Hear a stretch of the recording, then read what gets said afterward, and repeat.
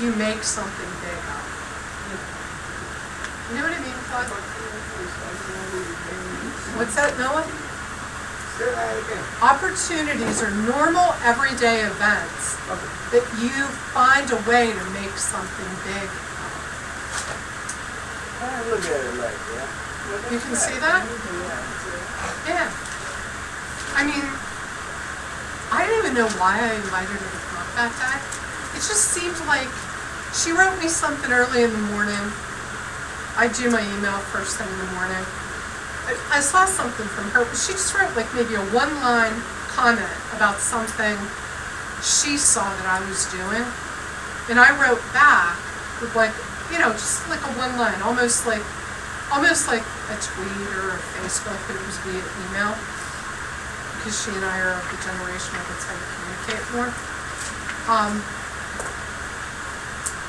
And whatever she responded with, I was just in a goofy mood, and I just said, there's so much going, like, you know, what are you up to? Like, there is so much great stuff going on in my life, you need to get on, you need to come up here and see it for yourself. Now, what made me do that? A normal conversation I decided to take from just an ordinary conversation and see if I couldn't turn it into an opportunity. And later that day, she wrote back with an itinerary, you know, will this date work? Because she lives in like the middle of the state of Virginia, I'm not sure where, but she's going to be in D.C. and then take the train from D.C. the rest of the way here. That was nice. Yeah. But I made that opportunity. It wasn't really there. I pulled some of my little magic pixie dust out of my purse, threw it at the computer screen, and went, ooh. And guess what? I do that every day. I take my magic pixie dust and I spread it all around. And some of it sticks. And a lot of it's just like, you wonder what all the dust is on the floor all the time? They vacuum it all up every Thursday. But you know what I mean? It never hurts to throw that ambivalent energy or that, just throw it around.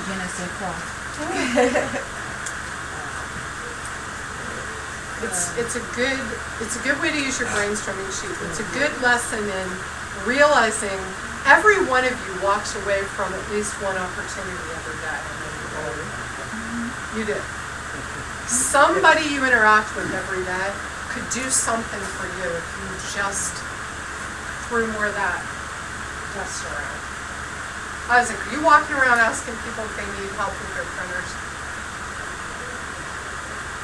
You know, hey, do you have a computer at home? You have trouble setting anything up? You know, getting some experience. I'm studying for an exam. Going to school. Maybe looking for work. Looking to build my list of people I can use as a reference. You want me to stop by one Saturday afternoon? I don't know anyone other than like me, because Michael does that stuff for us. But you know, and he would be happy to have help too. I know very few people who, if they knew you, would not take advantage of your offer to stop by their house and show them something or troubleshoot something in their computer. And you would only want to offer that pixie dust to the people who are employed somewhere where maybe you're looking to find a way to do it. I mean, you can do it for the, you know, pay it forward and help out. You know, if you help out the widow who's retired and just got her first computer, you're going to get points in the next life. You may not get a job, and I'm not saying there's anything wrong with that. You know what I mean? You've got pixie dust to scatter everywhere. Think about where you're going to throw it. Renata, what do you have on your sheet? Said about what you're talking about, and you have somebody in front of you that is in power, you know, and they have, like her, she's an honorable person, and that I also work for someone that is in the state representative. You do? Right? Oh, yes, I do. And the relationship. Hello, you've got opportunity. Yeah, you're right. I'll give you some of my pixie such a I got it. Still a little bit. And the opportunities that you do have are right there in front of you. You know, and I'm right there, and I'm not make that get past me. Do you happen to have any newsletters about the academy you might want to drop off? Emily has the newsletter. We have the new edition of the newsletter is out. You may want to just drop off the newsletter. Staple Emily's business card to the front of it and say, hey. No, our newsletter. Oh, I'm sorry, I'm all up in her. You want to, no, but let's see who she is. You may want to promote yourself by promoting that you're here in school. What's that? After you've done your research on her. Yeah. I don't know a single person in existence who's not flattered when other people read about them. That's right. Or talk about them for that matter. Absolutely. Or say they want your job. And I mean, that was flattering to him because I told him he had the coolest job in the world and I wanted it. That's like flattering. Like, wow, somebody says to you, females get this, I love your glasses, I wish I had them. That's flattering. Somebody, yeah, you're right, I ran across that flyer with someone in here, but I also too want to explain how when you were saying how like they'll throw something at them, they'll make sure that they know you. They'll want to get to know you. And like with her, you know, for me giving my service to her, making sure everything is well with her on her end. Yeah. She had went to an event, and once she stopped back to check on me to see was I okay, it was so good to hear her say, I talked about you in front of a crowd of people. Nice. You know, and I said, well, she said, yeah, because you, if it wasn't for you, I wouldn't have been where I was at. Wow. You know, and that makes you feel good. You know, and then you want to go to the next level, okay? That's one door open. Here you go. I just texted Emily. She's going to bring us some copies of the newsletter. I'm going to give everybody here some copies of the Academy newsletter because that's a little bit of your pixie dust. It might be difficult to start a conversation with this woman about the education you're getting. I have. It would take it to the next level if you handed her something. Like, hey, thanks for listening to me when I told you about the school that I'm going to. You know, it's a really great program. Maybe you want to come visit with them. You know, maybe you've got some constituents that could benefit. You know, we're looking, a lot of people there are looking for internships and jobs. We're always looking to open up more opportunities with some of your constituents who are businesses. I brought you this. Do you know why our newsletter is like mostly pictures? Because people like that. It's pictures and headlines with little stories. You don't have to read them. You can look at the stories, but you see people. You see activity. You hand that out. The person's remembering your pixie dust. Woman, what do you have? What do you want? We'll start with number 4. What do you want from Catherine Carey? After reading some more information about it, and my environment in the West Philadelphia area of the city, I would like to, I may have to reword it, but this is what I've read so far. How can I help be involved in the action plan in the West Park community to prepare employers to be ready for a disability employee resource group and how to tie that into their objectives?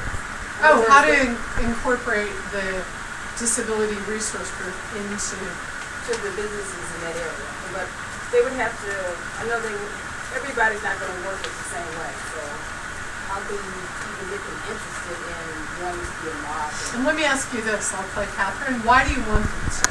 I want them to utilize all the resources that they can and to employ people with disabilities.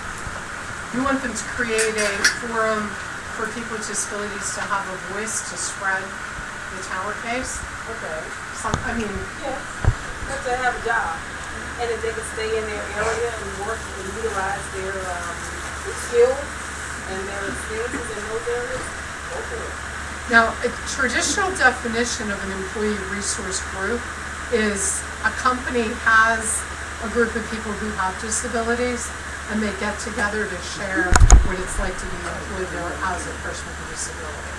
I think what you might be looking to do is get them to, I think you're more trying to get them to bring opportunity for jobs. Yeah. Okay. Which is a great, it's a great idea.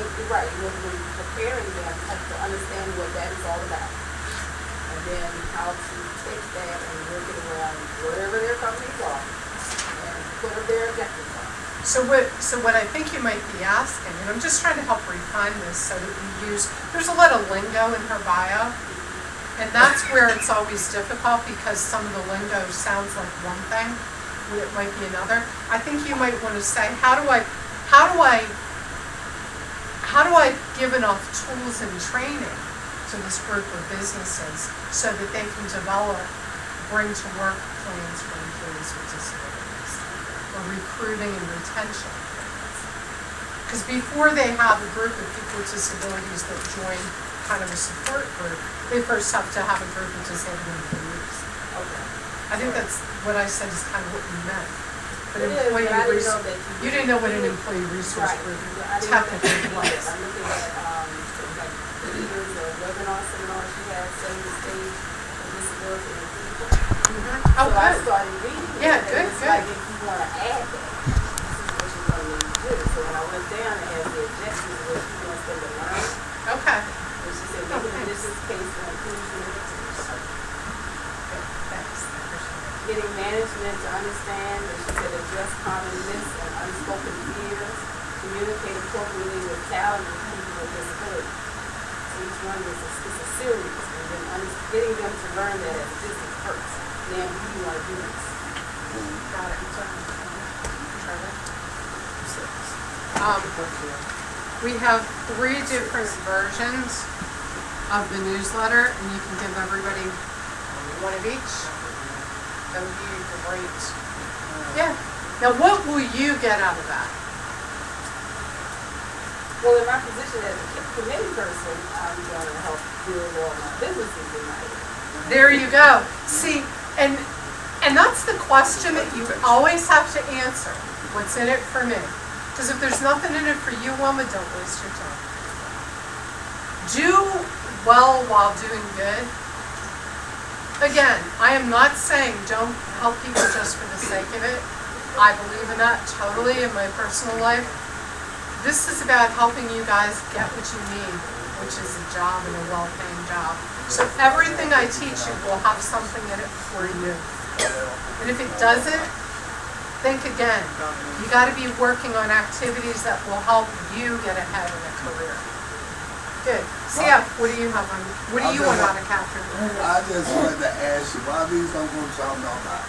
You know, I literally just had that thought. You know, that would be what happened, you know what I'm saying? We create them for the outside world who knows nothing about us, and it literally just dawned on me, we should be giving them to you guys. Yes. And that's what I want to know. Yeah, there are 3 editions. You didn't see any of them. Yeah, I said, why these don't go You'll see people you know there, because we're not that bright. I'm just empty. CF, I gotta start writing you. We will, you know what? You now have an assignment. Email Emily and Michael. I received several newsletter copies in BBC class. I'd like to suggest students always get a copy in their mailbox. And do it in your best BBC email practice. Good, good. So, Mr. Sanders, what's in your, We need more of these. We don't have enough for the whole class to have 3. We should just parse it out to 1 a person and leave the extras on the do table what would you be my can. idea. Yeah, go grab more from Emily if you want. All right, cool. Or, yeah, pass out one at a time and swap them around. Good. Gary, what's on your list?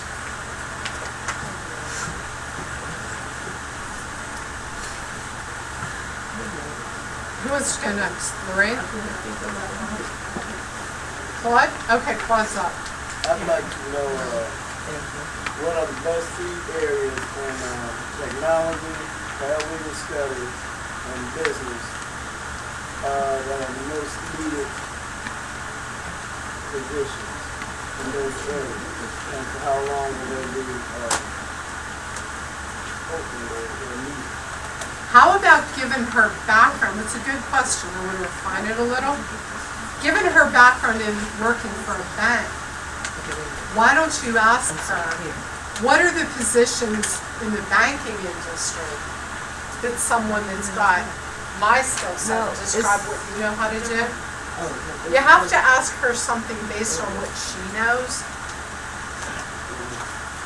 So, Well, I really don't know what I know, in relation to the job market and business market. right. So ask her, in the banking industry, what are the jobs, oh, you dropped this already. What are the jobs, you know, what's the job market look like in the banking industry where you came from? That would be a good question. You have to ask somebody something personal to their own expertise.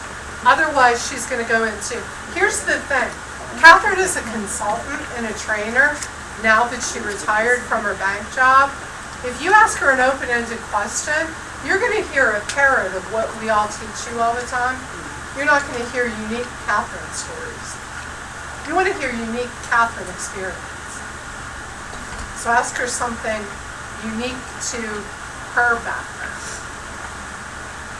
Chiquita? I got something I want to I ask. would like Oh, to yeah. know, You're up next. I would like to know, when they like get a ride and how many people who are disabled are ready to get back to the workforce. That's a good question. And she personally suffered a disability. Good question. She'll remember you for that. Good. Very good. Not for me to say.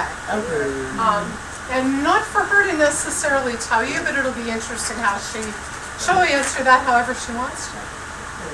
Yeah, that's good. Go ahead, you had a I question. think or my might be something like what her question was. I wanted to know what influenced her to work with people with disabilities. Nice. Now, what's in it for you in her answer? Motivation. Good. I got that. You too, Chiquita? Yeah. Good.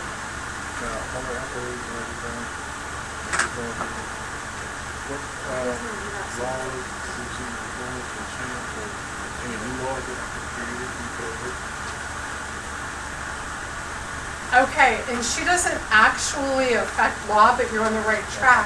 What you want to say is, in your position, like once you were appointed by President Bush to serve on the National Council for Disability, what kind of influence were you able to make over the industry? That's an excellent question.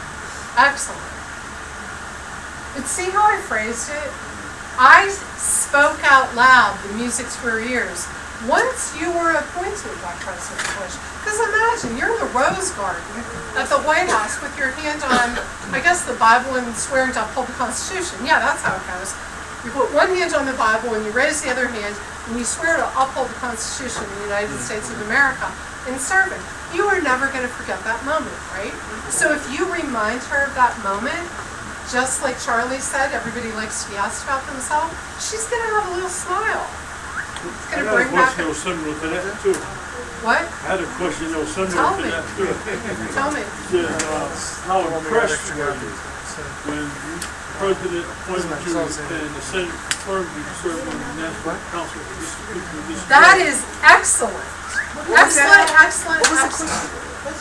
What was the question? Say that again. That's a really good. How impressed were you when the President appointed you and the Senate confirmed you to serve on the National Council for People with Disabilities? Here's why I love that question. If it happened to anyone here, we'd be a little impressed with ourselves for a minute, wouldn't we? Hey. For about 5 minutes All right, time. so You got it. my question is after yours. Yeah, you can go now. You can be the follow-up. He asked about the president and the Senate. You worded it well, because she will try to say that it wasn't about her. We want to push her, like, come on, you felt a little bit good in that house. You know? That's a good question. I like it. I like it. Brandy. I just want to ask her, how long does she foresee herself continuing in her work? Are you trying to tell her she's old? No, not at all. I mean, does she see herself continuing to do this for as long, and does she see this As her continuing ultimate career. for not only for her ultimate career, but does she see this being something with extreme longevity? Is she type of- retired? The type of work that she does. Didn't I read that she retired? She retired from SunTrust Bank and then started a consulting company. I like that, but Brandy, I'm surprised you're not fighting on a different question. I keep throwing it out there. I keep telling this story. If anybody was gonna ask a Janet-like question, I mean, any of you can. But Brandy, I would think you might. Which would that be? Catherine, how do I get appointed to the National Council on Disabilities? Yeah, that's not my cup of tea. No? It's too much power for me. Who here would like that? I like to be on the lower rungs. Roberta? Of the stage. Would you like that power? Wilma? I nominate So, Wilma. I like being on the lower rungs. I'll take the phone calls. I think you say, I want to learn, I'm a committee woman. I want to empower through education the businesses in my district to hire people with disabilities. Tell me how you would get that kicked off the ground, and would that help me on my own personal resume of activities? Would that help me one day be considered to be appointed by the president? It can be a double question like that, right? Don't the journalists always ask like really long questions? Too much power for you, Brandy. I am It is. surprised. It is. I would rather just have like a little receptionist job for her. It's just too much power. Okay, you want to be near, not on Yes. all the power. I got Yes. that. I got that. I'd like to be in the undercut. I think that's good. So your question could be, Catherine, I want to be rich, not famous. What do I do? Do you have any advice? Yeah, more money, more power, more trouble. Yeah, raise your hand if you would rather have all the power